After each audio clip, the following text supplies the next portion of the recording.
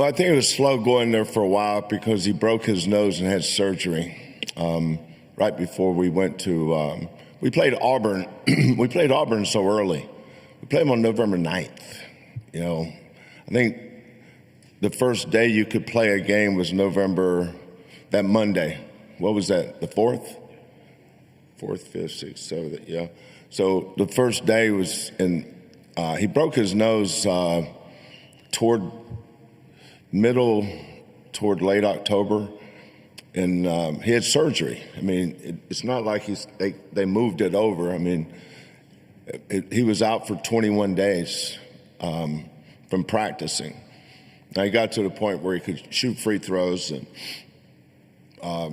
Coach Quantas would do some one-on-0 stuff with him, shooting, stuff like that. But took him a while, and it took him a while once he got back, I think, to not be gun shy, because that's a tough deal.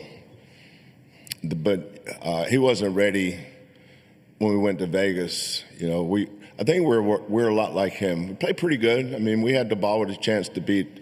We had a chance to beat Auburn. We had a chance. We called timeout like we did last night to win the game against Alabama. We're up 4 with under 2 to go, and the Mark Sears guy hit a tough 3 against us. But we had a chance to win the Alabama game, beat Notre Dame, and then probably the worst game we've played all year was San Diego State, and they played good. So we're 4-3. I don't think Milos had an identity yet. And if point guard doesn't have an identity, your team doesn't. You know, one thing I noticed about him is he didn't foul very much. You know, we foul. I wish we didn't as much as we did, but we do. And so I got on him about fouling. I said, son, why don't you just try fouling somebody?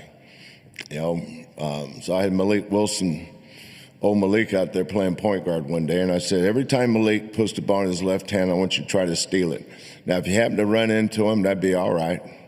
You know, Malik can handle it. But I was just looking for ways to get him more aggressive, because that was not his nature. But I think that's part of why his father wanted him to come to Houston. He needed that. He wanted that. But, you know, as a coach, you have to have the ability to push kids to places that they would not push themselves.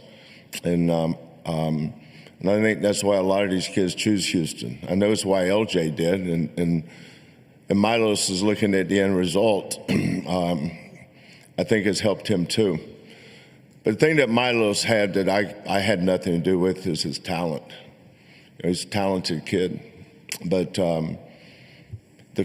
there's a big difference in playing hard versus competing. I think he knew how to play hard. I don't think he had any idea how to compete.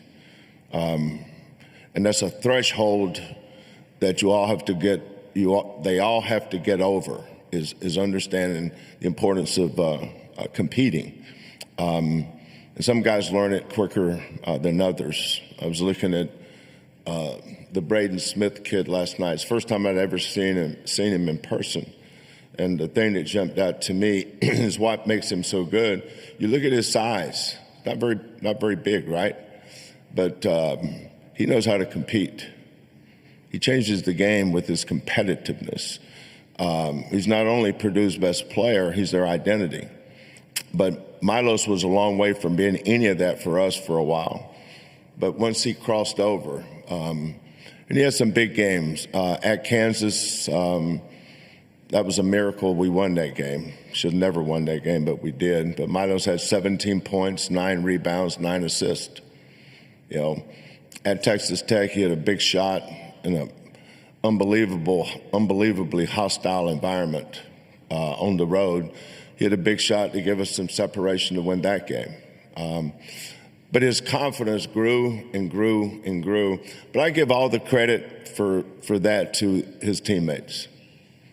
You know, I think these 3 guys sitting up here probably had more to do with his development than I did, because they gave him permission to be their point guard, and then they would push him to do more, to be better, to be vocal, to be the leader, to be the point guard. They wanted him to be their point guard, and that's what he needed.